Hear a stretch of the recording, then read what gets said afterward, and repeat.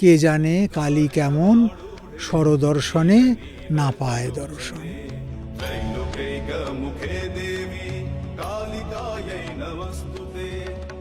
কালী কে? শাস্ত্রে আমরা কি ব্যাখ্যা পাচ্ছি? কোনো দর্শন দিয়ে, কোনো তত্ত্ব দিয়ে, কোনো যুক্তি দিয়ে, কোনো থিওরি দিয়ে কালীকে বুঝতে পারা যায় না। কালী মানে কেবল ভয় নয়, যার উপস্থিতিতে মৃত্যুও পালিয়ে যায়, তিনি হচ্ছেন কালী।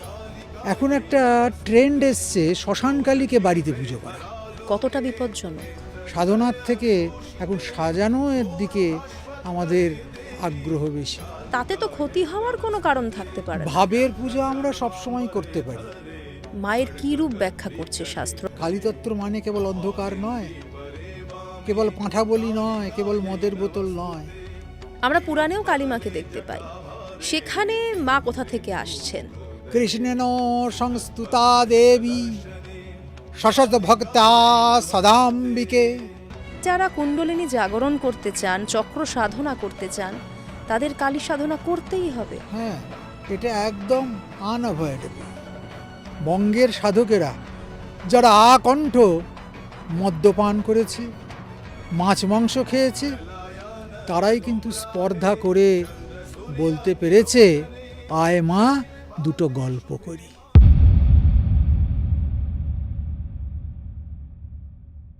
সঙ্গে সঙ্গীতায় আপনাদের সঙ্গে আমি সঙ্গীতা। আজকের এই পডকাস্টে আমাদের সঙ্গে রয়েছেন জগৎগুরু পরমাত্মানন্দজি মহারাজ। এই পডকাস্টে আমরা আলোচনা করেছি আদ্যাশক্তি মা কালীকে নিয়ে।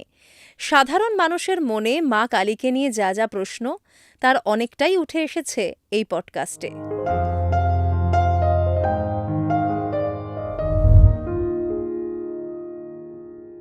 মহারাজ, সঙ্গে সঙ্গীতায় আপনাকে স্বাগত।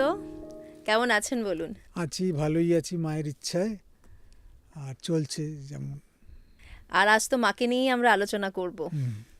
আজকে আমরা কালী মাকে নিয়ে আলোচনা করব। প্রথমে জানতে চাইব মহারাজ, যে কালী কে? শাস্ত্রে আমরা কি ব্যাখ্যা পাচ্ছি?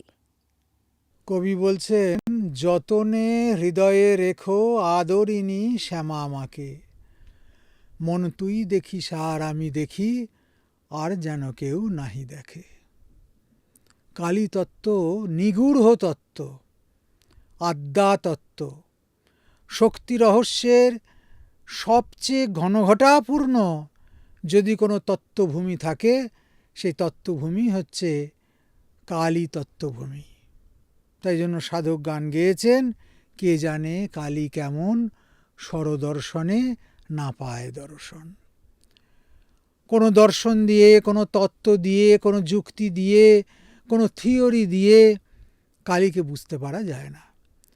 শাস্ত্রে প্রথম কালী শব্দের উল্লেখ আমরা উপনিষদে পাই। মান্ডুক্য উপনিষদে কালী শব্দ আমরা পেয়েছি। সেখানে কালী কিন্তু কোনো দেবী নন, সেখানে কালী হচ্ছেন অগ্নিশিখা। যে যজ্ঞাগ্নি জ্বলে উঠেছে, সেই যজ্ঞাগ্নির লেলিহান যে 7টি শিখা, সেই 7টি শিখার 7টি নাম দিয়েছেন ঋষিরা।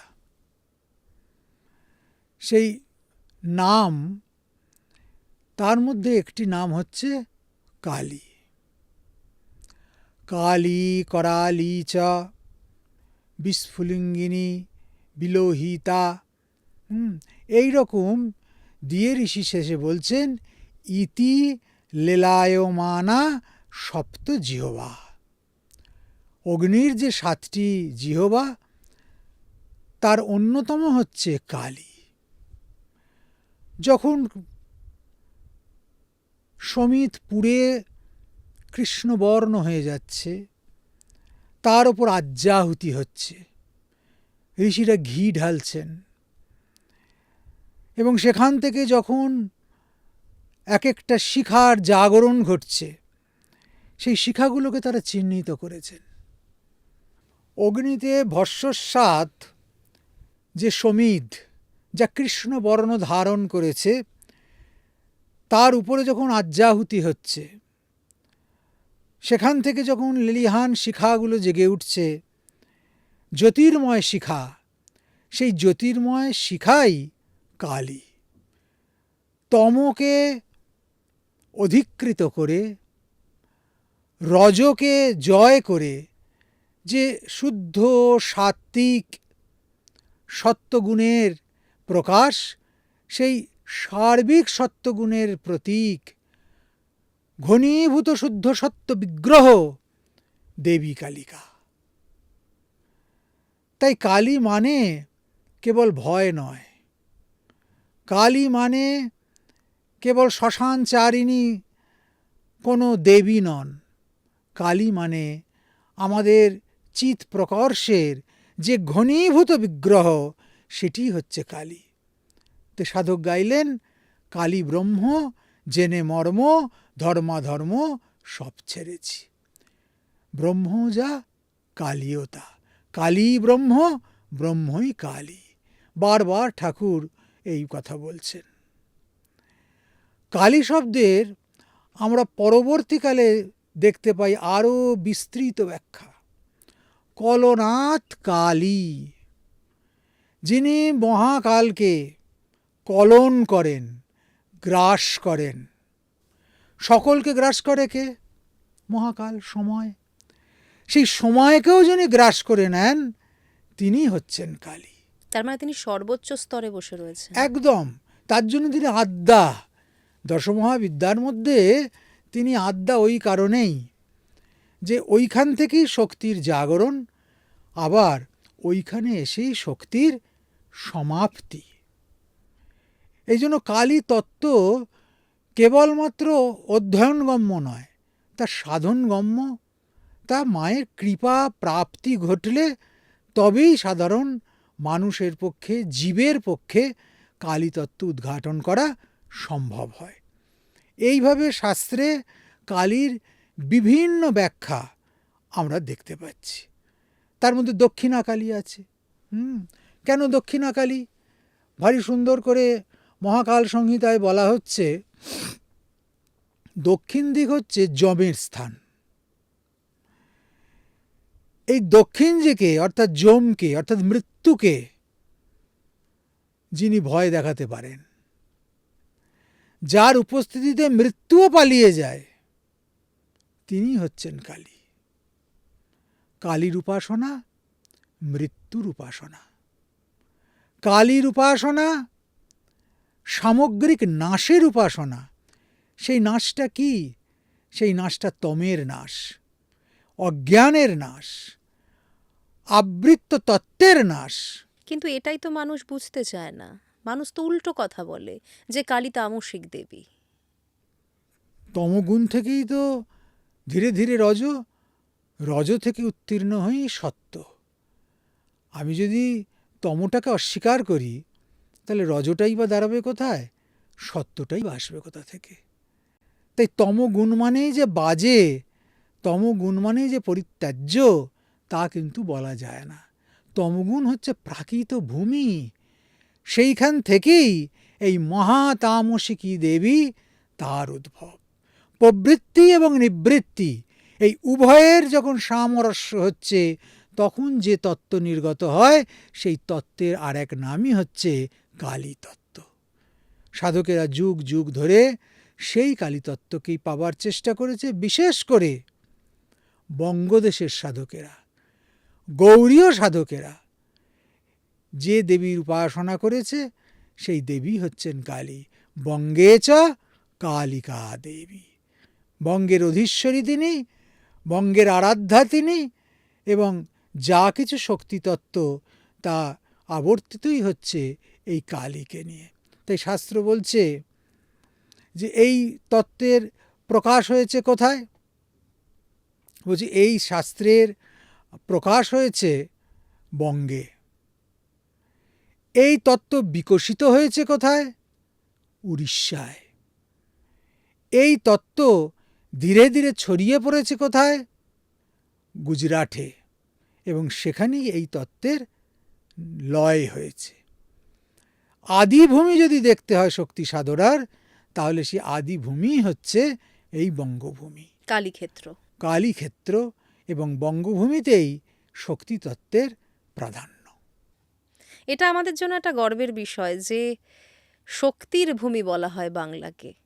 কোনো না কোনোভাবে আমাদের বাংলায় কিন্তু সত্যি সত্যি মেয়েদের একটা আলাদা জায়গা আছে। অবশ্যই।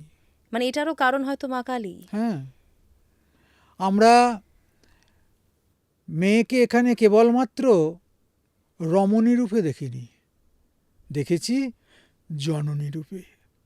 এবং আমাদের সাধকেরা, বঙ্গের সাধকেরা, যারা আকণ্ঠ মদ্যপান করেছে, মাছ মাংস খেয়েছে, তারাই কিন্তু স্পর্ধা করে বলতে পেরেছে, আয় মা দুটো গল্প করি।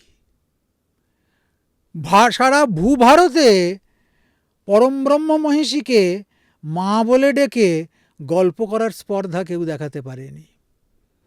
সারা ভূভারতে কেউ পরম তত্ত্বকে দিয়ে বেড়া বাঁধিয়ে নিতে পারেনি, আমাদের সাধকেরাই পেরেছেন। সারা ভারতবর্ষে কোথাও মায়ের কোলে চড়ে পীযূষধারা পান করতে পারেনি, তা আমাদের বামদেব বাবা করেছেন।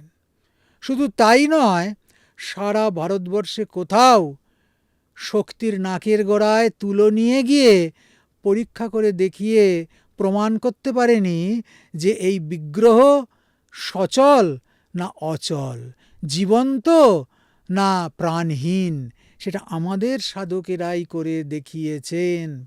যতই এই বিরাচারকে নিয়ে সারা ভারতবর্ষ জুড়ে কটাক্ষ হোক, যতই এই মদ্য মাংস বিরাচার সংক্রান্ত সাধনাকে নিয়ে অজ্ঞ মানুষের নানান রকম কটুকাটব্য হোক, কিন্তু এরাই কিন্তু প্রতিষ্ঠা করে দেখিয়ে দিয়ে গেছে যে ব্রহ্মকে উপলব্ধি করা যায়, ব্রহ্মকে প্রকটীভূত করা যায়, ব্রহ্মকে দিয়ে নিজের ঘরের মেয়ের মতো, মায়ের মতো, নিজের আপনার লোকের মতো প্রকাশিত করে কাজ করিয়ে নেওয়া যায়। এই স্পর্ধা সারা ভারত জুড়ে আর কেউ দেখাতে পারেনি এবং প্রমাণও করতে পারেনি।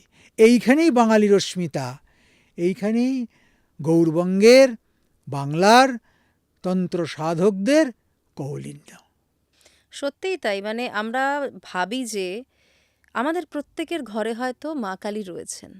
আমাদের বাংলার ঘরে ঘরে তো মা কালী ঘরের মেয়ে, কেউ মেয়ে রূপে দেখছেন, কেউ মা রূপে দেখছেন। কিন্তু একবার ভাবুন তো, সবাই যখন ভয় দেখাচ্ছে মা কালী ভীষণ সর্বনাশী, তিনি ভয়ঙ্করী, সেখানে মা আমাদের ঘরে, আমাদের ঘরের মা। বাইরের দেশে, বাইরের রাজ্যগুলোতে কালী মন্দির নগরের মাঝখানে স্থাপন হয় না। হয়তো বিখ্যাত কিছু দেবী মন্দির নগরের মাঝখানে আছে, কিন্তু সাধারণত গ্রামের উপান্তে, নগরের উপান্তে কালী মন্দির স্থাপন করেছে। সেখানে বিশেষ দিনে তারা যায়, পুজো দেয়, একদম ভীত সন্ত্রস্ত চিত্তে, তারপর চলে আসে। আর আমরা আমাদের শোবার ঘরের মাথার কাছে মায়ের ছবি রেখে তবে শুই। বালিশের তলায় মায়ের ছবি নিয়েও ছোটবেলায় শুতাম। মাকে মাথার গোড়ায় না রাখলে আমাদের অনেকের ঘুমই হয় না। যাকে সারা ভারতবর্ষ এড়িয়ে চলেছে, এড়িয়ে চলে, ভয়ে ভীত হয়, তাকে নিয়ে আমরা ঘর করি, তাকে মা বলে, কন্যা বলে, জননী বলে, আপনজন বলে, তার সঙ্গে আমাদের নিত্যদিনের সংসার যাত্রা। এর চেয়ে বড় গৌরব আর কি হতে পারে? মহারাজ, এবার একটু জানতে চাইব যে বাংলায় আমরা মায়ের বিভিন্ন রূপ দেখতে পাই, এই রূপগুলো নিয়ে আমাদের যদি একটু বলেন, কোন রূপের কি অর্থ, কি তাৎপর্য? দেবীর বহুতর রূপ। সাধকানাম হিতার্থায় ব্রহ্মণ রূপকল্পনা। আসলে দেবীর কোনো রূপই নেই। আমাদের হিতের জন্য, আমাদের আস্বাদনের জন্য, আমাদের শান্তির জন্য মা রূপ ধারণ করেছেন।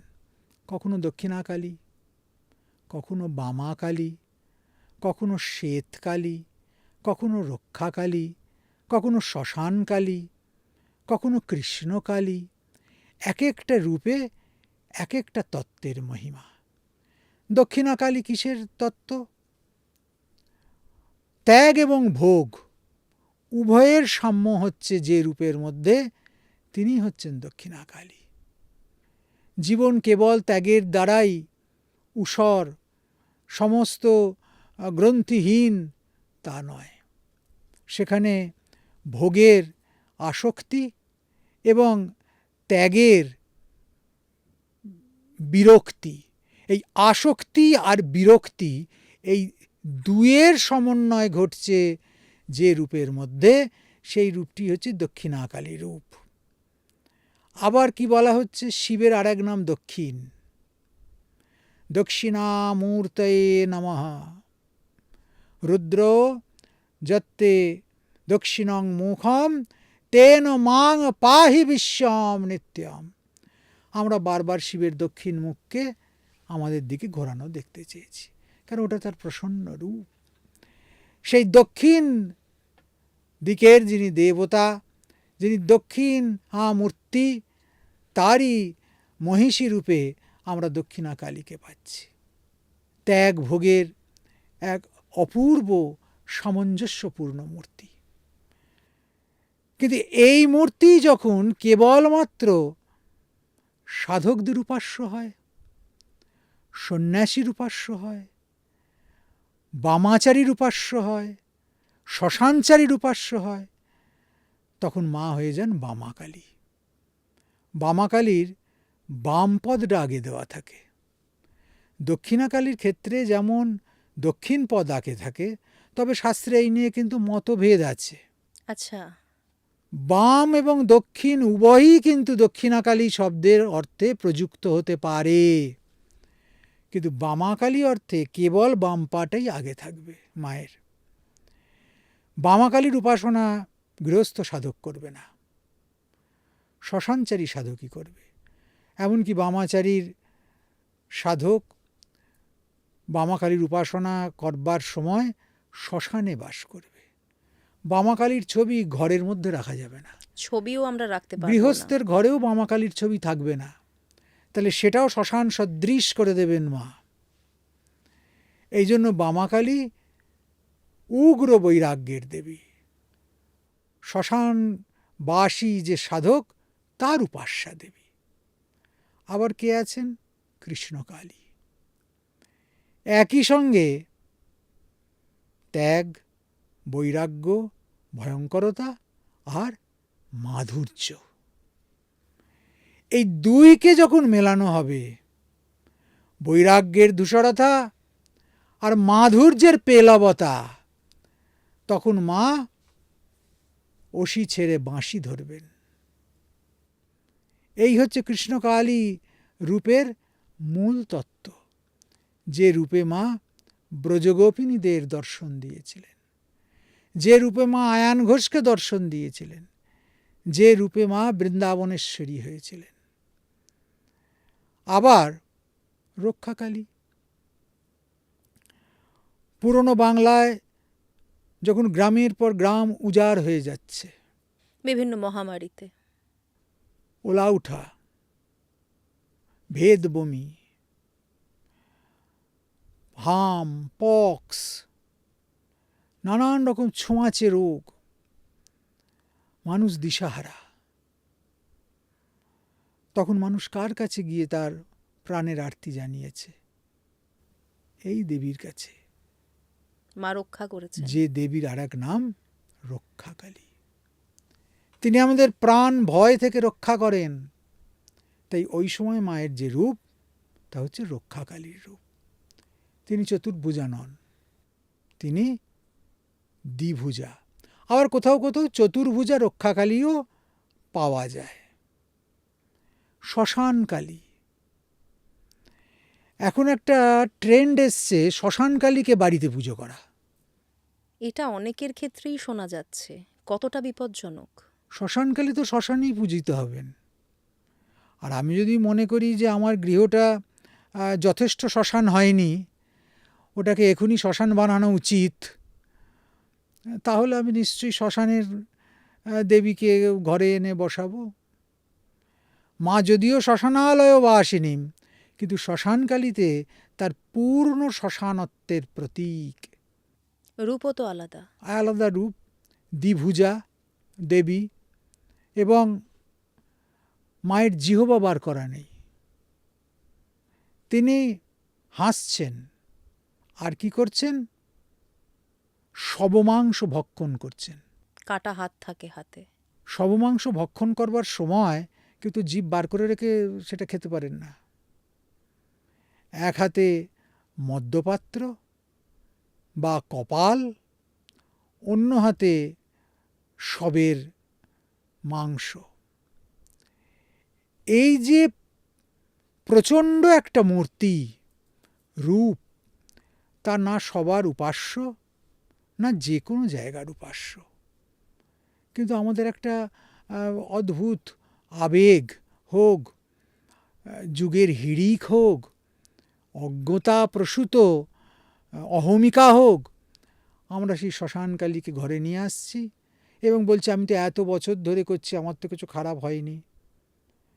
জোর করে তাকে আমরা কখনো ঘরে কখনো ছাদে, দেখা যাচ্ছে সেখানে ফুলের টব ঠব দিয়ে বেশ জঙ্গল জঙ্গল মতো করে সাজিয়ে মায়ের পুজো হচ্ছে। দেখলে মনে হয় যেন চূড়ন সাজানো হয়েছে। সাধনার থেকে এখন সাজানোর দিকে আমাদের আগ্রহ বেশি। অতএব যুগের যেমন রীতি তেমন চলছে। কিন্তু ক্ষতি তো হবে তাতে। নিশ্চিতভাবে হবে। এ ক্ষতি এড়াবার মতো নয়। যখন হবে তখন কেউ রোধ করতে পারবে না। আবার শ্বেতকালী আছে।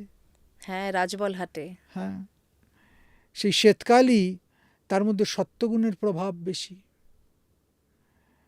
শ্বেতবর্ণা দেবী।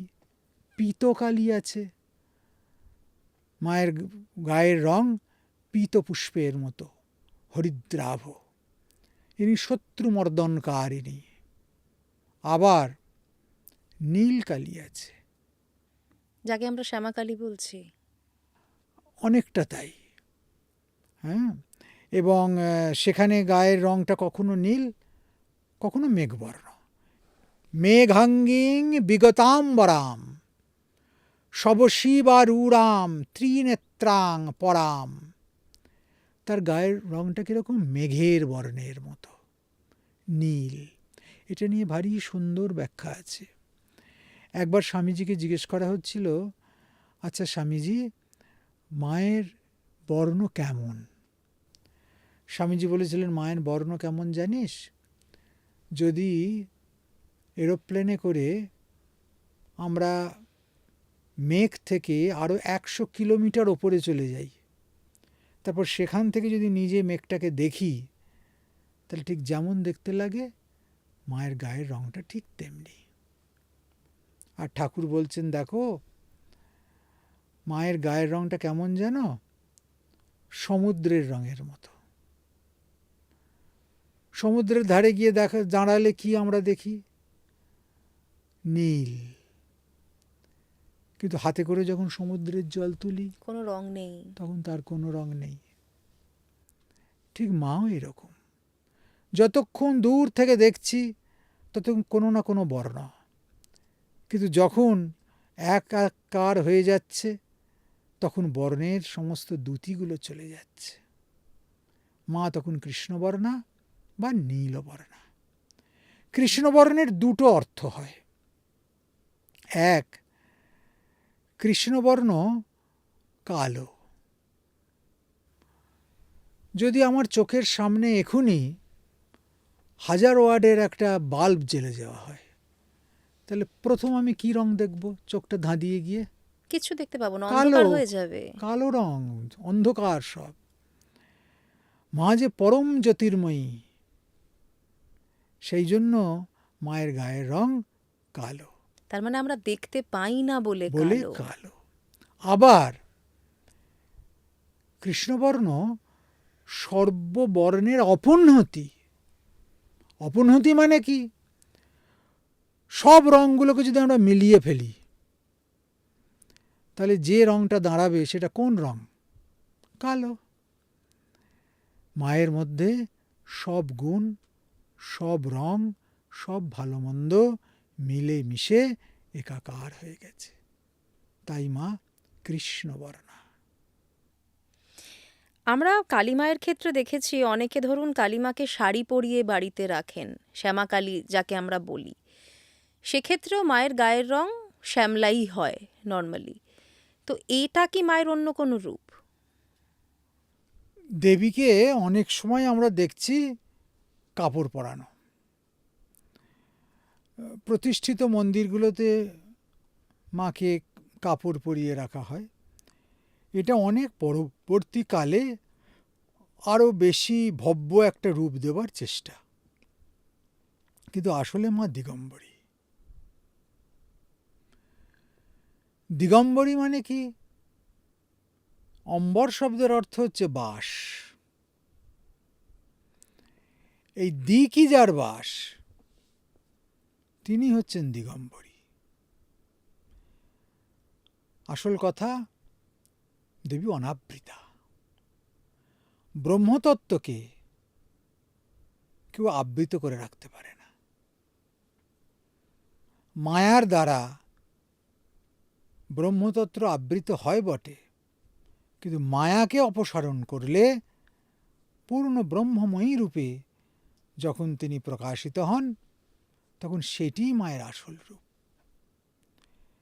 কিন্তু গৃহের দ্বারে যখন আমরা সেই মাকে নিয়ে এসেছি, গৃহ মন্দিরে যখন আমরা তাকে প্রতিষ্ঠা করেছি, গৃহেরই একজন বলে যখন তাকে আমরা বরণ করে নিয়েছি, তখন মনে রাখতে হবে গৃহের কিছু কিছু নিয়ম আমরা মায়ের উপর আরোপ করেছি, আর সেই আরোপেরই একটা রূপ বোধহয় মাকে কাপড় পরানো।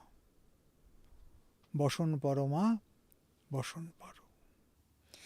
আরও একটা বিষয় মহারাজ, অনেক জায়গায় এখন দেখা যায়, বিশেষ করে আমরা যদি ইউটিউবে রিল দেখি, তাহলে আমরা দেখব হিন্দিতে যে রিলগুলো বেশি আসে আমাদের কাছে, বলা হচ্ছে যে কালী পুজো আপনারা গৃহে নিজেরা করতে পারেন না, কালী পুজো করার জন্য গুরু প্রয়োজন, গুরু ছাড়া বাড়িতে কালীকে আনা উচিত নয়। মানুষের মনে কোথাও না কোথাও তো একটা ভয় ঢুকে যাচ্ছে। এই নিয়ে শাস্ত্রে দুটি মত আছে। এক তো বলা আছে, সত্যিই বলা আছে যে কালী পুজো করতে গেলে গুরুকে বরণ করে নিয়ে আসতে হবে, গুরু এসে কালী পুজো করবে। গুরু যদি না আসতে পারে, তবে সাধক নিজেই পূজা করবে। ডেকে এনে ব্রাহ্মণ দিয়ে কালী পুজো করার যে চল, এটাকে তন্ত্রশাস্ত্র খুব একটা প্রাধান্য দেয়নি। কিন্তু কালের গতিতে সাধারণ মানুষের চাহিদার বশে এই নিয়ম, এই প্রথাটা উঠে গেছে। আমরা আর 5টা দেবদেবীর পূজা যেমন করেছি, ঠিক সেরকমভাবে কালী পুজোর ক্ষেত্রেও ব্রাহ্মণ নিয়োগ করেছি, ব্রাহ্মণের দ্বারা পুজো করিয়েছি। আসল কথা, যেহেতু কালী গূঢ় তত্ত্ব, সেই জন্য মায়ের পূজা নিজে করতে পারাটাই হচ্ছে সবচেয়ে মহত্বপূর্ণ। গুরুর আনুগত্যে করা, আর যদি একান্তই সেটা সম্ভব না হয়, তাহলে তত্ত্বজ্ঞ অভিজ্ঞ ব্রাহ্মণের দ্বারা সেটা করালে খুব যে শাস্ত্রের বিরুদ্ধাচরণ করা হবে তা মনে হয় না। আমি আপনার কাছ থেকে যেটা জানতে চাইছিলাম, যে যাদের ধরুন দীক্ষা হয়নি, যাদের গুরু নেই আলাদা করে কেউ, কিন্তু আমাদের বাংলার বাড়িতে তো মায়ের পুজো আমরা ছোটবেলা থেকে করে আসছি, আলাদা করে তো আমাদের এমন কোনো বিষয় ছিল না যে গুরু পারমিশন না দিলে আমরা মায়ের পুজো করতে পারবো না। তো সেক্ষেত্রে কি কোনো ডিভিশন রয়েছে যে আমরা দক্ষিণাকালীর পুজো যেরকম বাড়িতে করে থাকি, তাতে তো ক্ষতি হওয়ার কোনো কারণ থাকতে পারে না? ভাবের পূজা আমরা সবসময় করতে পারি, তাতে দীক্ষিত অদীক্ষিতের কোনো ব্যাপার নেই। কিন্তু শাস্ত্রগত সেবা যদি করতে হয়, তাহলে অবশ্যই দীক্ষার প্রয়োজন আছে, শাস্ত্রীয় নিয়ম মানবার প্রয়োজন আছে, গুরুর অনুমতির প্রয়োজন আছে, এবং নিজে সেবা করবার যে যোগ্যতা, সেই যোগ্যতাটাও লাভ করার প্রয়োজন আছে। তাহলে আমরা কিভাবে পুজো করতে পারি? আমি দুরকমভাবেই আপনার কাছ থেকে জানতে চাইব। কোনো মানুষ যদি মনে করেন যে আমি বাড়িতে নিজের মতো করে ভক্তিভাবে মায়ের পুজো করব, তাহলে তিনি কিভাবে মায়ের পুজো করতে পারেন? এবং যদি কেউ মনে করেন যে আমি একেবারে শাস্ত্রের নিয়ম মেনে আদ্যাশক্তির পুজো করব, তিনি কিভাবে করতে পারেন? যারা শাস্ত্র নিয়ম অনুযায়ী বৈধ পূজা করবেন, এই বৈধি পূজায় একদম তন্ত্রের যেরকম যেরকম গাইডলাইন আছে তাকে মেনে করতে হবে। তাকে দীক্ষিত হতে হবে, অভিষিক্ত হতে হবে, গুরুর দ্বারা অনুমতি প্রাপ্ত হতে হবে। গুরু যদি না থাকেন তাহলে গুরুর গদিতে যিনি আছেন তার কাছে পারমিশন নিয়ে, অনুমতি নিয়ে মায়ের পূজাদি করতে হবে। আর কেউ যদি মনে করে আমি ভাবের দ্বারা, ভক্তির দ্বারা রাগানুগা সেবা করব, তাহলে সে পত্র পুষ্প ফল জল দিয়ে আপন মনের ভক্তি মিশিয়ে, হৃদয়ের ভক্তিকে চন্দন করে, চোখের অশ্রুকে মায়ের সেবার জল করে সে নিশ্চয়ই পুজো করতে পারে। কিন্তু সেটাও আরও অনেক অনেক বেশি কঠিন, অনেক বেশি শরণাগতির বিষয়। রাগানুগা মার্গের যে ভজন, একেবারে মনের ভক্তি চন্দন মিশিয়ে শাস্ত্রের পুঙ্খানুপুঙ্খ সূত্রগুলোকে অতিক্রম করে কেবল ভালোবাসা দিয়ে, ভক্তি দিয়ে, প্রেম দিয়ে মায়ের যে সেবা, সে সেবা অতি কঠিন। সেই সেবা আমরা ইচ্ছে করলে করতে পারি, কিন্তু তার আগে নিজের অন্তরকে প্রস্তুত করতে হবে। কেবলমাত্র বাইরের ঢংটাই বড় কথা নয়, অন্তরের সমর্পণটাই এখানে সবচেয়ে বড় কথা। যে সমর্পণটা আমরা গোপিনীদের দেখেছিলাম ব্রজভূমিতে, সেই সমর্পণ না আসলে রাগানুগা মার্গের যে সাধন বা সেবা, সেটা করা সম্ভব নয়।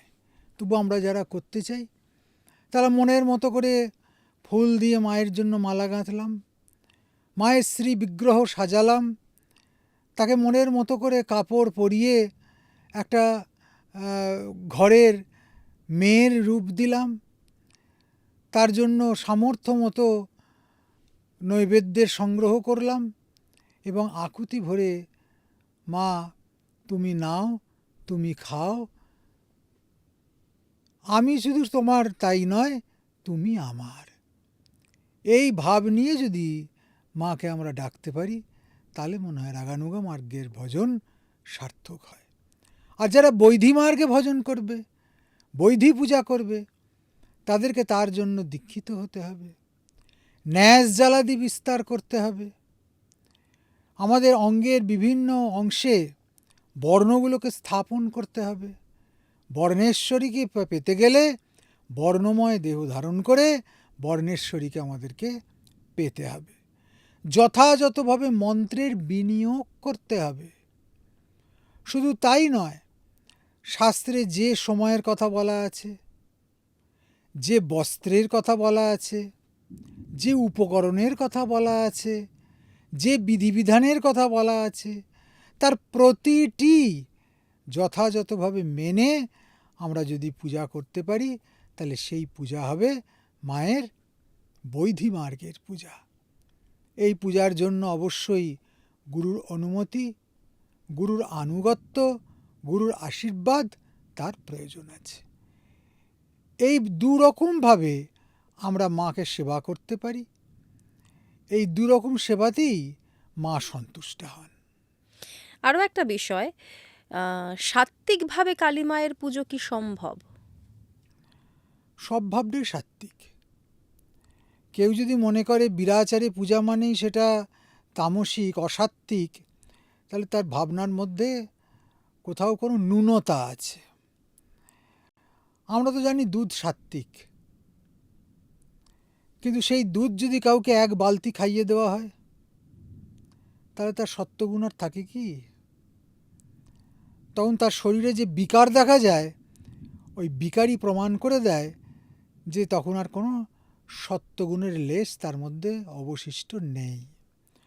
অতএব কী করব, কতটা করব, কতটা পরিমাণে করলে সেটা সাত্ত্বিক থাকবে এবং কখন গিয়ে সেটা তমতে অবনমন হবে, সেটা সবই নির্ভর করছে আমাদের মনোগত ইচ্ছা, আমাদের ব্যবহার বিধি এবং আমাদের কৃত কৌশলের ওপর। যে মানুষরা চাইবেন মায়ের জপ করতে, তাদের জন্য কি বলবেন? যারা দীক্ষিত তারা গুরু প্রদত্ত বীজ মন্ত্রের জপ করবেন। জপের সময়, জপের প্রণালী, মূল জপে যাবার আগে জপ রহস্য এবং কালী মন্ত্রের শাপোদ্ধার এগুলো করতে হবে। মূল জপটি হয়ে যাবার পর আবার কতগুলো প্রক্রিয়া আছে, সেগুলো করবার পর জপ সমর্পণ করতে হবে। এর পুরোপুরি একটা শাস্ত্রীয় নির্দেশ আছে এবং এর একটা ৩৬টা ধাপ আছে।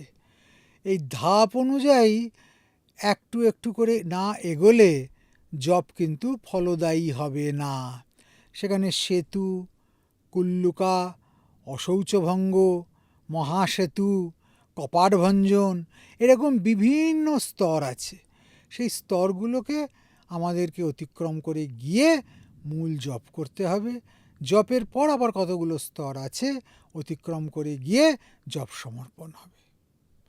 আর যাদের মন্ত্র দীক্ষা নেই তারা কি করবে? তারা বীজমন্ত্রের জপ করবে না, তারা মায়ের নাম মন্ত্রের জপ করবে, মাতৃ নাম সুধা তারা পান করবে। এবং সেক্ষেত্রে এই যে ৩৬টা পরম্পরা বা ধাপ, সেটা গ্রাহ্য নয়। সে তার মনের ভক্তি মিশিয়ে, আনুগত্য মিশিয়ে, আকুতি মিশিয়ে মায়ের নাম জপ করবে। নিঃশ্বাসে প্রশ্বাসে, ইচ্ছায় অনিচ্ছায়, নিদ্রায় জাগরণে, চলতে ফিরতে সর্বত্র মায়ের নামে সে নিজেকে সমর্পণ করে দেবে। তাহলে এই দুরকম পদ্ধতিতে মাকে ডাকা যেতে পারে।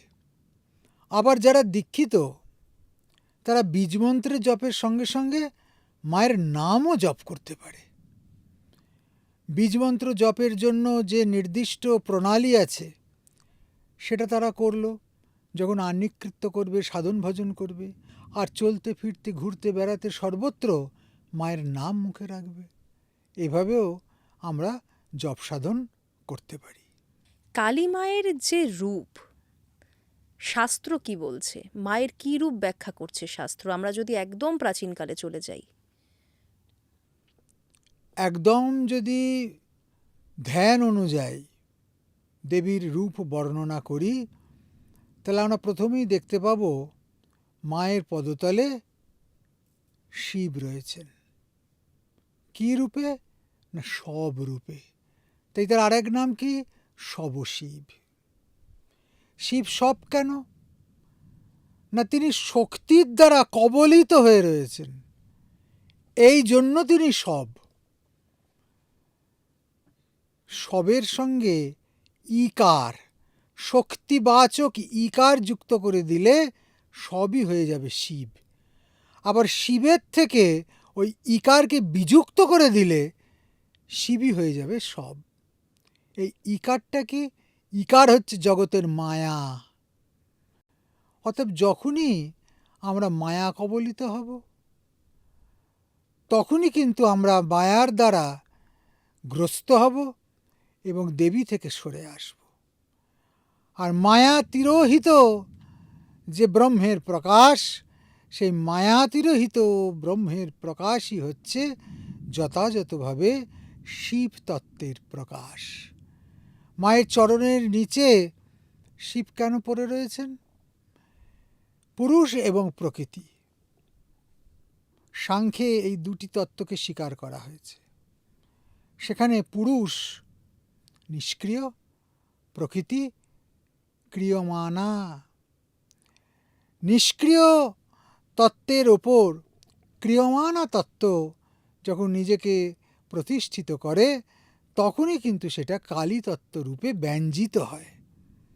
অর্থাৎ যে মূল শক্তি, ব্রহ্মশক্তি, যখন তা বিকাররহিত, চুপটি করে রয়েছে, ঘুমন্ত সর্পের মতো কি ঘুমন্ত বালকের মতো, তখন সে যে কতটা বিষধর কিংবা সে যে কতটা দুরন্ত বোঝা যায় না। কিন্তু যখন সে জাগ্রত হয়, তার বুকের উপর মা যখন লীলা করতে শুরু করেন, তখন আমরা বুঝতে পারি যে সেই শক্তি কতখানি জগৎ ব্যাপক। এই জন্য মায়ের পায়ের নিচে শিব অবস্থান করছেন। আবার আমরা মায়ের কোমরে কি দেখতে পাচ্ছি? নরকর কাঞ্চি বেড়া। মানুষের কাটা হাত, অসুরের কাটা হাত দিয়ে মা মেখলা করেছেন, কোমরবন্ধ করে লজ্জাস্থান আবৃত করেছেন। আসল কথা হচ্ছে এটা কর্মতত্ত্বের প্রতীক। যতক্ষণ পর্যন্ত আমরা বাহ্য কর্মের মধ্যে লিপ্ত থাকব, ততক্ষণ পর্যন্ত কর্মের দ্বারাই কর্মবন্ধন চলতে থাকবে। সেই বাহ্য কর্ম, অবিদ্যাপ্রসূত কর্ম মা গ্রন্থন করে নিজের কোমরে ধারণ করেছেন। অর্থাৎ ধীরে ধীরে কর্মের যখন শুদ্ধিতা আসবে, যখন আমরা কর্মের ফল আকাঙ্ক্ষা না করে কেবল কর্ম করব, তখনই আমরা মায়ের কোমরে, তার কোটিতে নরকর কাঞ্চি হয়ে দুলতে পারব। অতএব শুধু কর্ম করা নয়, কর্মের রহস্য থেকে নিজেকে মুক্ত করে নেওয়া, কর্মের বন্ধন থেকে নিজেকে মুক্ত করে নেওয়া, কর্ম এক প্রকারের বন্ধন, সেখান থেকে নিজেকে মুক্ত করে নেওয়াই হচ্ছে কালীতত্ত্বের মূল কথা। তার উপরে আমরা কি দেখতে পাচ্ছি? মুন্ডমালা। কি সুন্দর করে সাধক জিজ্ঞেস করেছেন যে যখন মানুষ ছিল না, তখন এই মুন্ড তুমি কোথায় পেলে? আসলে এই মুন্ড বর্ণের প্রতীক। স্বর এবং ব্যঞ্জন, এই দুই রকম বর্ণ মিলিয়ে মোট 50টি। মায়ের গলায় যে মুন্ডমালা রয়েছে, সেখানে মুন্ডের সংখ্যা 50টি। আসলে ওটা অসুরের মুন্ড নয়, ওগুলো বর্ণ। দেবী বর্ণেশ্বরী, বর্ণে বর্ণে যিনি বিহার করছেন, বিরাজ করছেন।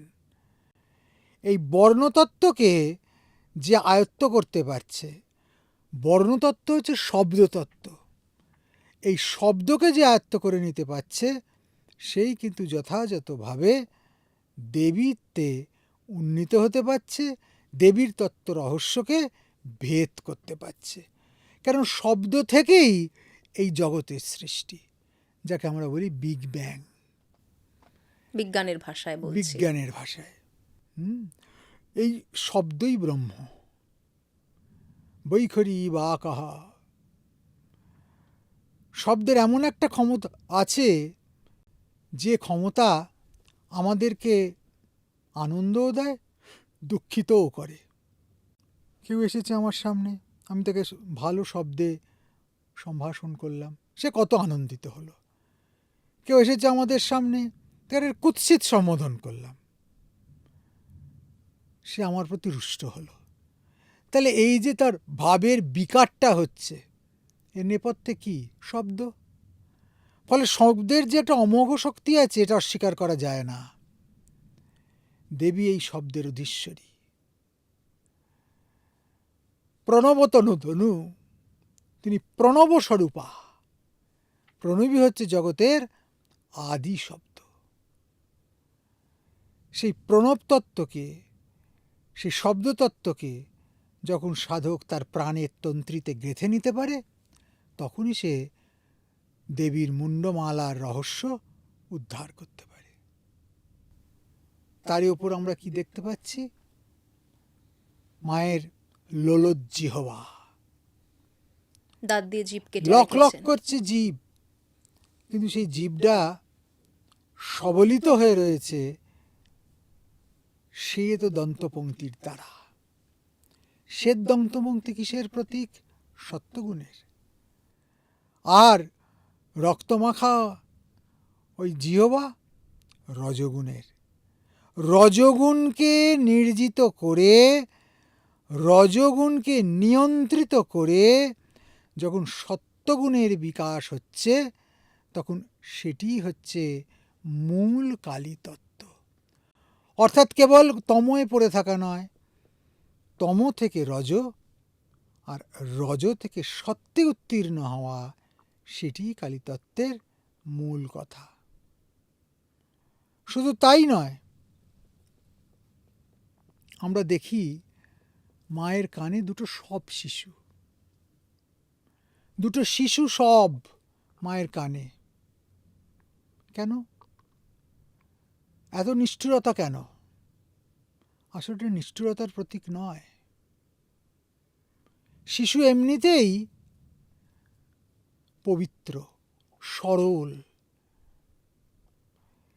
সেই শিশু যদি সব হয়ে যায়, তাহলে তার সারল্য, তার পবিত্রতা কোটি কোটি গুণ বেড়ে যায়।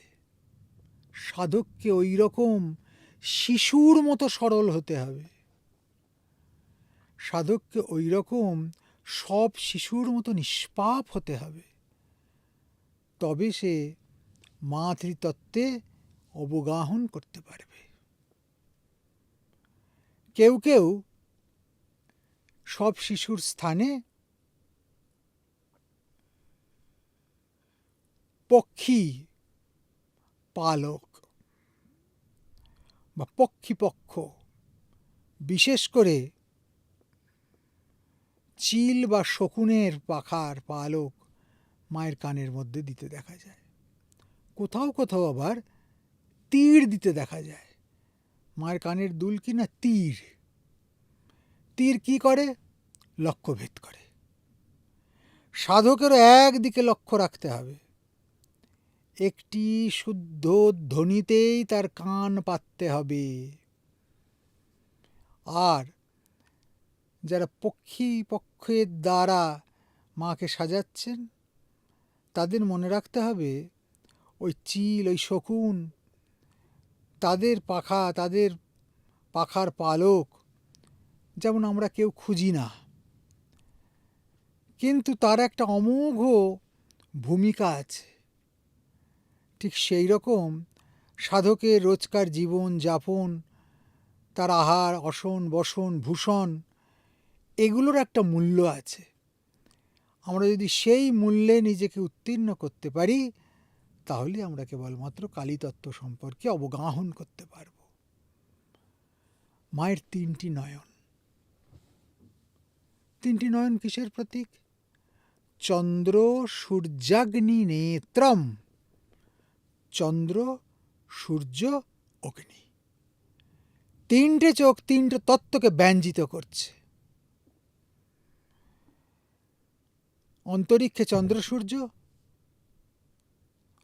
আর আমাদের ধরাছোঁয়ার মধ্যে, পার্থিব জ্ঞানের মধ্যে অগ্নি। এগুলো দোতনশীল।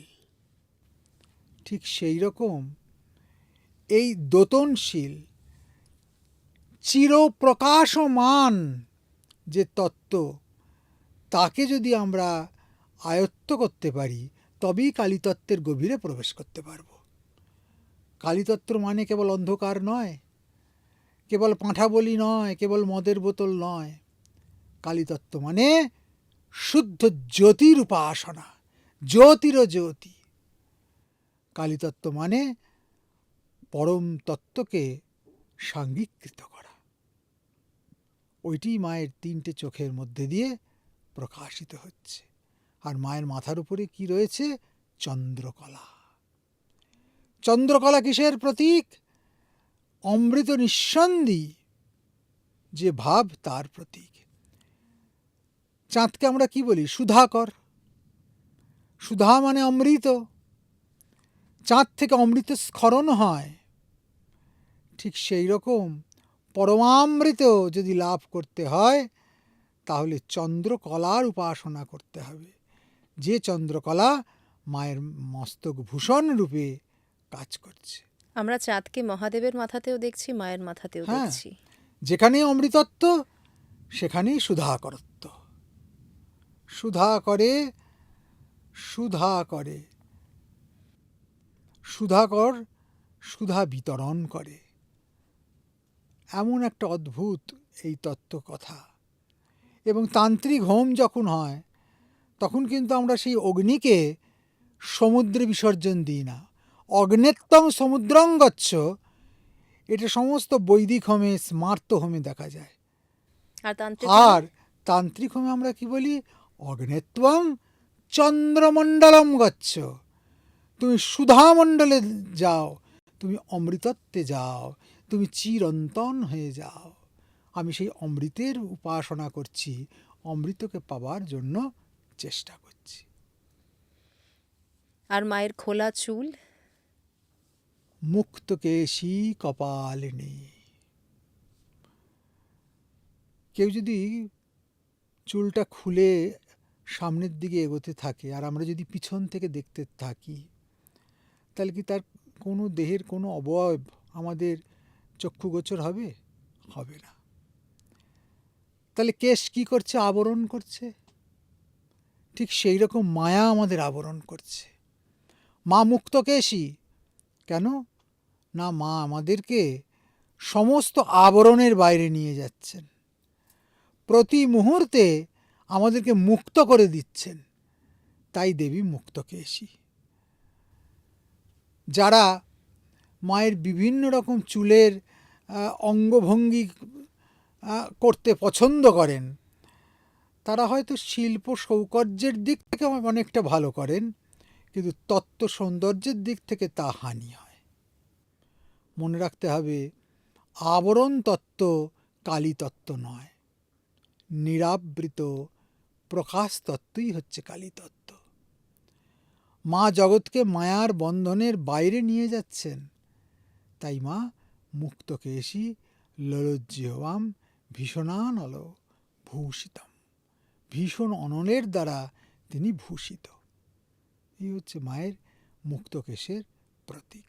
মহারাজ, আপনার সাথে কথা বলতে বলতে আমার একটা বিষয় মনে হলো, মা যেহেতু আমাদের সমস্ত কিছু থেকে মুক্ত হতে বলছেন, তাহলে জীবন মৃত্যুর যে চক্র, সেই চক্র থেকেও কি মা মুক্তি দিতে পারেন? হ্যাঁ, জীবন মৃত্যুর যে চক্র, অলাত চক্র, এটা থেকে মুক্তি দাত্রী একমাত্র দেবী কালিকা। তিনি আমাদের মুক্ত করতে পারেন। মৃত্যুরূপা কালী। আমরা মৃত্যুর উপাসনা করি কালীর মধ্যে দিয়ে। মরণকে আমরা ভয় পাই না। মৃত্যু আমাদেরকে, জীবনকে অন্তের দিকে নিয়ে যায় না, অনন্তের দিকে নিয়ে যায়। যারা মনে করে মৃত্যু মানে শেষ, তারা মৃত্যুর একটা রূপ দেখেছে। কিন্তু মৃত্যুর আসল রূপ হচ্ছে, মৃত্যু এই দেহটাকে অন্ত করে দিয়ে একে অনন্ত করে দেয়। সেই অনন্ত রূপিণী কালীর যে সাধনা, সেই সাধনাই হচ্ছে ঋষির অন্বিষ্ট, সাধকের বাঞ্ছিত, আমাদের সকলের একান্ত প্রাণের ধন। তাই কালী সাধনার মধ্যে দিয়ে কোথাও আমরা সেই অনন্তের সঙ্গে একাকার হয়ে যাওয়ার কথাই বারবার ভেবেছি, ভাবি কিংবা চেষ্টা করি। এটাই কি একটা কারণ যার জন্য আমরা মাকে শ্মশানে দেখতে পাই? কালী মাকে আমরা শ্মশানে দেখি, হ্যাঁ, অন্য দেবীদের তো দেখি না। কোনো কোনো দেবী তো নিশ্চয়ই আছেন শ্মশানে। শ্মশান মানে কি? সবের শয়ান, সবকে, যার কামনা বাসনা তিরোহিত হয়েছে। একটা মরণাপন্ন ব্যক্তি, তারও কামনা বাসনা থাকে, সেও শেষকালে একটু জল চায়, প্রিয়জনের মুখ দেখতে চায়, কিন্তু সব সে কিছু চায় না। সব চাহিদার ঊর্ধ্বে চলে গেছে ততক্ষণ। হ্যাঁ, সেই সব যেখানে শয়ন করে থাকে, বাসনার যেখানে পূর্ণ নিবৃত্তি ঘটে, সেখানেই কালীতত্ত্ব জাগ্রত হয়। এই জন্য মা শ্মশানালয় আসিনীম। শ্মশানে কেন মা তার আলয় করেছেন, বাস করেছেন? যে যেখানে সমস্ত কামনা বাসনাগুলো স্থির হয়ে গেছে। যেমন সমুদ্রের গভীরে, সেখানে আর কোনো তরঙ্গ নেই, নিস্তরঙ্গ, গভীর, নাব্য। ঠিক তেমনি জীবন যখন সেই নিস্তরঙ্গ বোধিতে উন্নীত হয়, তখনই কালীতত্ত্বের সঙ্গে আমাদের মেলবন্ধন ঘটে।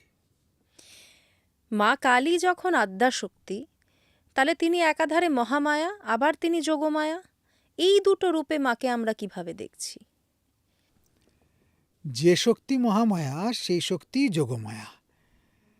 যে শক্তি তটস্থা সেই শক্তি আবার বহমানা। কীরকম? নদীর ধারে গিয়ে যদি আমরা দাঁড়াই, তাহলে যে নদীর জল বয়ে চলেছে তার উপর খড় কুটো ভাসছে, কোনো জিনিস পড়ছে, সেই আবর্তে তারা ভেসে চলে যাচ্ছে, তখন নদীর আমরা বহমান রূপকে দেখতে পাচ্ছি। কিন্তু যে দেখছে সে নদীর ধারে কিন্তু দাঁড়িয়ে রয়েছে স্থির হয়ে, সে দর্শন করছে ওটাকে, সাক্ষী চেতা সে। ঠিক সেই রকম এই দুই শক্তি একই শক্তির বিকাশ মাত্র। সেই জন্য আমরা কালীতত্ত্বের মধ্যে যেমন পরিবর্তনশীল শক্তিকে দেখতে পাই, ঠিক তেমনি অপরিবর্তনীয় শক্তির খেলাও দেখতে পাই। যে গম্ভীর, যে বিকাররহিত, সে এই জগতের রহস্যকে উদ্ধার করতে পারে, তাকে সে ফাঁস করতে পারে। আমরা পুরাণেও কালীমাকে দেখতে পাই। সেখানে মা কোথা থেকে আসছেন?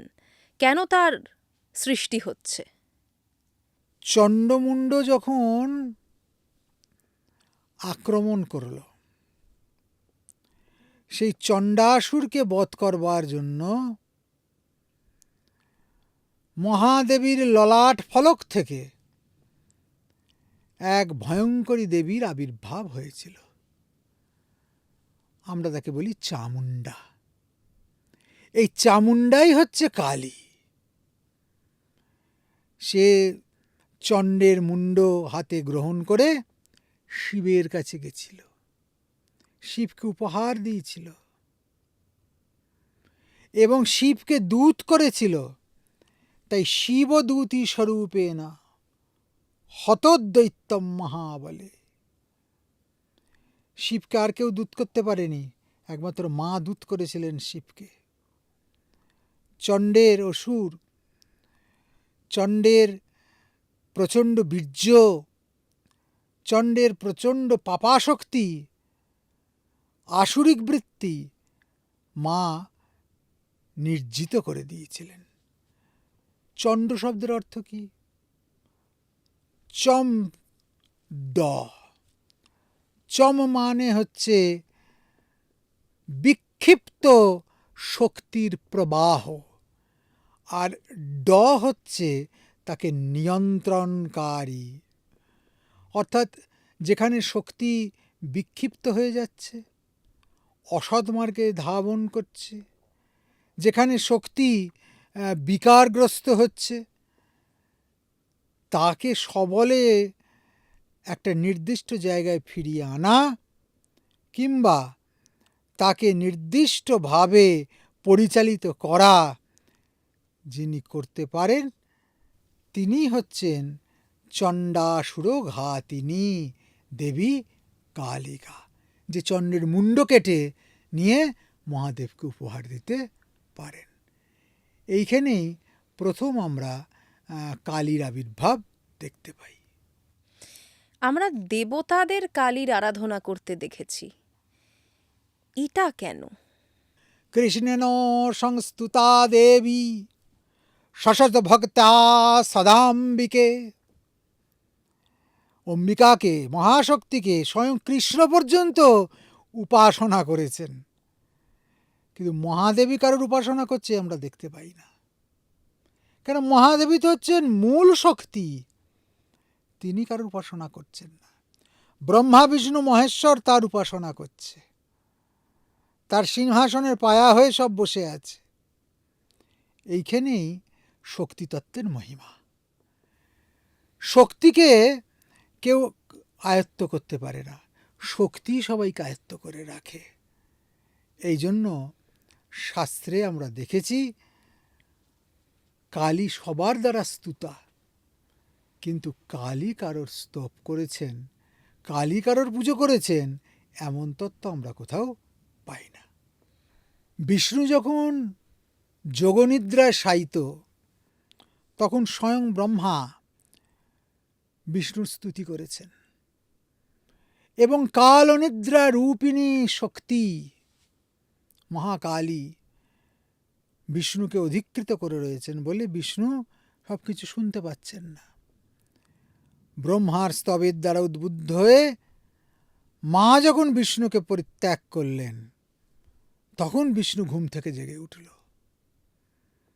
এবং ঘুম থেকে জেগে উঠে অসুর বধে প্রবৃত্ত হল। সে অসুর কারা? মধু এবং কৈটভ।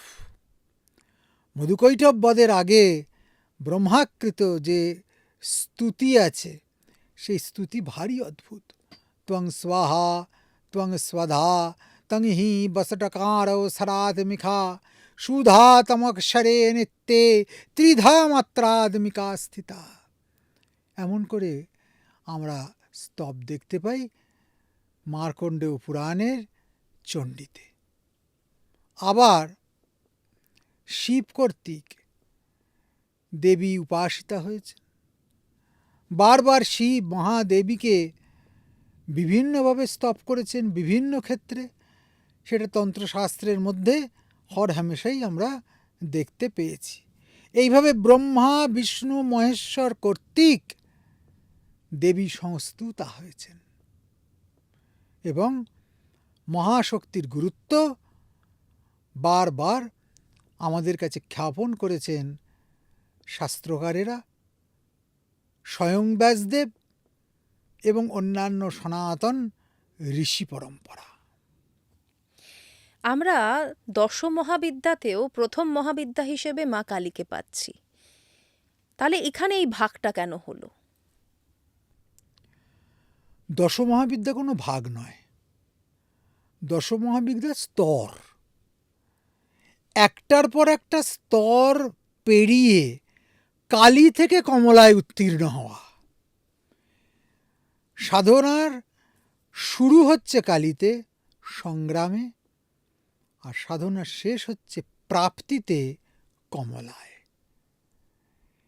এই স্তর পরম্পরাটাকে চিহ্নিত করেছেন সাধকেরা বিভিন্ন দেবী মূর্তির কল্পনা করে। তাই হঠাৎ করে বলতে পারেন না যে অমুক স্তরটাই সবচেয়ে ভালো, তমুক স্তরটা মধ্যম, তমুক স্তরটা অধম, শ্রীবিদ্যা উত্তম, কালীবিদ্যা অধম, এ জাতীয় কথা হয় না। আসল কথা হচ্ছে আমাদের উপাসনার স্তর। আমরা এক একটা স্তরে গিয়ে পৌঁছই, এক একটা ব্রত প্রাপ্ত করি, আবার তার পরের স্তরে চলে যাই। এই করতে করতে যখন দশম স্তর আমরা অতিক্রম করি, তখন আবার ফিরে আসি আদ্যায়, কালীতে। তাই কালীর আর এক নাম আদ্যা। একটা বৃত্ত যদি আমরা কল্পনা করি, তাহলে যে বিন্দু থেকে বৃত্তটা আঁকা শুরু হয়, বৃত্তটাকে যদি কমপ্লিট করতে হয়, আবার সেই বিন্দুতে এসেই কিন্তু শেষ করতে হবে। এও ঠিক সেই অদ্ভুত বৃত্তের রহস্য। দশ মহাবিদ্যার সৃষ্টি কিভাবে হলো, আমরা শাস্ত্রে কি পাচ্ছি? এটা তো অতি প্রচলিত ঘটনা। দক্ষ যজ্ঞে সতী পিতার নিমন্ত্রণ পেলেন না। দক্ষ শিবহীন যজ্ঞ করছেন, ত্রিভুবনবাসী সকলে চলেছে সেই যজ্ঞে আমন্ত্রিত হয়ে। আমন্ত্রণ নেই কেবল সতী এবং শিবের।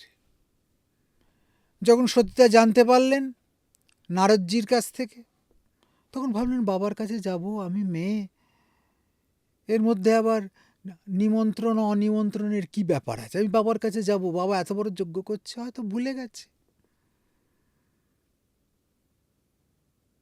গিয়ে হাজির হলেন। কিন্তু এর আগে থেকেই তো দক্ষ ভেবেই রেখেছেন যে আমি শিবহীন যজ্ঞ করব। তাই জন্য মেয়েকেও বলেননি, জামাইকেও বলেননি। তা মেয়েকে এরমভাবে অনাহুতের মতো আসতে দেখে দক্ষ একদম রাগে জ্বলে গেলেন, নানানভাবে তাকে অপমানিত করতে শুরু করলেন। এবং সেই দক্ষ যজ্ঞে স্বামীর অপমান শুনে সতী দেহ রক্ষা করল, দেহত্যাগ করল। সে খবর পৌঁছে গেল মহাদেবের কাছে। মহাদেব সেই দক্ষ যজ্ঞকে নাশ করলেন। আসলে শিবহীন যজ্ঞ, কল্যাণহীন কর্ম কোনো দিন সুফলদায়ী হয় না। যে কোনো কাজ তখনই সাকসেস পায় যখন তার লক্ষ্য হয় অন্যের কল্যাণ করা। ঈর্ষার দ্বারা, ভোগের দ্বারা, প্রতিহিংসার দ্বারা মানুষ যেসব কাজ করে, যেদিকে পরিচালিত হয়, যেদিকে এগিয়ে যায়, সেটা তার ভুল দিক জীবনের। এই শিক্ষাই আছে দক্ষ যজ্ঞে। তা সেই দক্ষ যজ্ঞে যখন সতী যাবেন, স্বামীর কাছে গেছেন অনুমতি নিতে, শিব বললেন, না না, তোমার যাওয়া ঠাওয়া হবে না। কেন যাওয়া হবে না? তোমার নিমন্ত্রণই তো করেনি, তুমি যাবে কি করে? সতী দেখছেন শিবের মনুষ্য বুদ্ধি হয়েছে, মহাশক্তিকে সে নিজের তুচ্ছ ঘরণী বলে মনে করছে, আটকানোর চেষ্টা করছে। তখন দেবী তার সমূর্তি ধারণ করলেন। 10 দিকে 10টি প্রচণ্ড দেবী মূর্তি রূপে তিনি নিজেকে প্রকাশিত করলেন। আর শিব দেখছেন কোথায় সতী, কোথায় সেই শান্ত শ্রীমূর্তি। যেদিকেই দেখাচ্ছেন বিকট দর্শন, সব দেবীরা রুষ্ট হয়ে তার দিকে তেড়ে আসছে। উত্তর, দক্ষিণ, পূর্ব, পশ্চিম, উধো, অধো, সর্বত্র এক এক জায়গায় এক একজন দেবী। শিব নির্বাক হয়ে গেলেন, ভয়ভীত হলেন, সন্ত্রস্ত হলেন এবং বুঝলেন মহাশক্তির কি রহস্য। এই প্রথম দশমহাবিদ্যা আমরা পেলাম। দশমহাবিদ্যায় আমরা জানি যে প্রত্যেকটা বিদ্যাই আমাদের কোনো না কোনো চক্রের সঙ্গে যুক্ত। সেক্ষেত্রে মা কালী কোন চক্রের সঙ্গে যুক্ত রয়েছেন? দেবী মূলাধার চক্রের সঙ্গে যুক্ত, মূলাধারও নিবাসিনী, একদম শক্তির জাগরণ। যেখানে সার্ধ তীর ব্রয়ন্নীতম হয়ে কুণ্ডলিনী শক্তি ঘুমোচ্ছে, দেবী ওইখানে অবস্থান করছেন। কুণ্ডলিনী জাগরণী তাই কালী সাধনার মূল লক্ষ্য, চক্র সাধন, চক্র জাগরণ। যদি কুণ্ডলিনীকে জাগরণই না করা যায়, তাহলে কালী তত্ত্বকে পাওয়া যাবে না, শক্তি তত্ত্বে স্থিত হওয়া যাবে না। সেই জন্য কুণ্ডলিনীর ধ্যান, কুণ্ডলিনীর উপাসনা, চক্রের শুদ্ধি, চক্র জাগরণ, এই যৌগিক মার্গই হচ্ছে কালী সাধনার মূল মার্গ। তার মানে যারা কুণ্ডলিনী জাগরণ করতে চান, চক্র সাধনা করতে চান, তাদের কালী সাধনা করতেই হবে। হ্যাঁ, এটা একদম আনঅ্যাভয়েডেবল, অপরিহার্য। চক্র না জাগ্রত হলে আমরা তো তাকে পাবো না। তিনি তো মূলাধারে নিবাস করছেন। ইরা পিঙ্গলা নামা সুষুম্না মনোরমা, তার মধ্যে গাঁথা শ্যামা ব্রহ্ম সনাতনী গোমা। এই যে 3টে নারী, ইরা, পিঙ্গলা এবং সুষুম্না, এই সুষুম্না রূপিণী দেবী কালী। ইরা এবং পিঙ্গলাতে যতক্ষণ আমাদের রসধারা উপরের দিকে উঠতে থাকে, ততক্ষণ আমাদের কামনা, প্রাকৃত বাসনা, সংসারের মোহ, সমস্ত কিছু আমাদেরকে জড়িয়ে রাখে। সাধক কী করে? ঠিক এর উল্টোটা করার চেষ্টা করে। সে ইরা পিঙ্গলার চক্রান্ত থেকে বেরিয়ে সুষুম্নাকে জাগ্রত করে এক চক্র থেকে আরেক চক্রে নিয়ে যায়। এমনি করে ষটচক্র ভেদ হয়ে যায় যখন সহস্রারে গিয়ে পরম শিবের সঙ্গে আমাদের মিল হয়। তাকেই বলা হয় সমাধি, শিব শক্তির সামরস্য এবং শক্তিতত্ত্বের চরম পর্যাবসান বা সিদ্ধি। এটা কি সাধারণ মানুষের পক্ষে সম্ভব? সাধারণের পক্ষেই তো সম্ভব, অসাধারণ আবার কে? সাধারণই তো সাধন করে অসাধারণ হবে। অসাধারণত্ব তো আকাশ থেকে টপকে পড়বে না, আমাদের প্রত্যেকের দ্বারা সম্ভব। শুধু সেই ইচ্ছা, সেই পবিত্রতা, সেই গুরুনিষ্ঠা যদি আমাদের থাকে। আমি একটা বিষয় জানতে চাইবো মহারাজ, কেননা বর্তমানে আমরা অনেক জায়গাতেই দেখি যে অনেকেই বিজ্ঞাপন দিচ্ছেন, কুণ্ডলিনী জাগরণ করা যাবে 30 মিনিটে বা 3 দিনে। এগুলো শুনলে আপনার কি মনে হয়? এগুলো শুনলে ভণ্ডামি বলে মনে হয়। এগুলো একদম মানে নিখাদ ভণ্ডামি। 3 দিনে কুণ্ডলিনী জাগরণ, দুটি বিশেষ সভার মধ্যে দিয়ে কুণ্ডলিনী তত্ত্বকে জাগ্রত করে দেওয়া, এগুলো নিপাট লোক ঠকানো ছাড়া আর কিচ্ছু নয়। এইভাবে কুণ্ডলিনী জাগে না। কুণ্ডলিনী দীর্ঘ অভ্যাসের ব্যাপার, দীর্ঘ সাধনার ব্যাপার, গুরু কৃপার ব্যাপার। গুরু চাইলেই কুণ্ডলিনী জাগিয়ে দেবে, এবং সেটা শয়ে শয়ে মানুষের ক্যাম্প করে এ জাতীয় সহজ সরল একটা সিস্টেমে, সহজ সরল একটা সমীকরণে তারাই আসে যাদের কুণ্ডলিনী তত্ত্ব সম্পর্কে কোনো ধারণা নেই। মায়ের সম্বন্ধে জানতে শুরু করলে মানে প্রশ্ন শেষ হওয়ার নয়। আর আমাদের সময় শেষ হয়ে গেল আজকে, অনেক কিছু জানতে পারলাম। মায়ের সম্বন্ধে আরও একবার আমরা জানতে চাইবো আপনার কাছ থেকে। আজ সময় শেষ বলে এখানেই শেষ করতে হচ্ছে। অনেক ধন্যবাদ, ভালো থাকবেন। সবাই খুব ভালো থাকুক, মায়ের কৃপা লাভ করুক। মায়ের তত্ত্বে আমরা বাঙালি সাধক যারা, বঙ্গবাসী যারা, যারা গৌরীয়, তারা সেই গর্বকে, সেই পরম্পরাকে যেন ধরে রাখতে পারি। মায়ের কাছে এটাই একান্ত আমাদের প্রার্থনা। কালী কালী মহাকালী, কালীকে পাপহারিণী, ধর্মার্থমক্ষদে দেবী, নারায়ণী নমস্তুতে।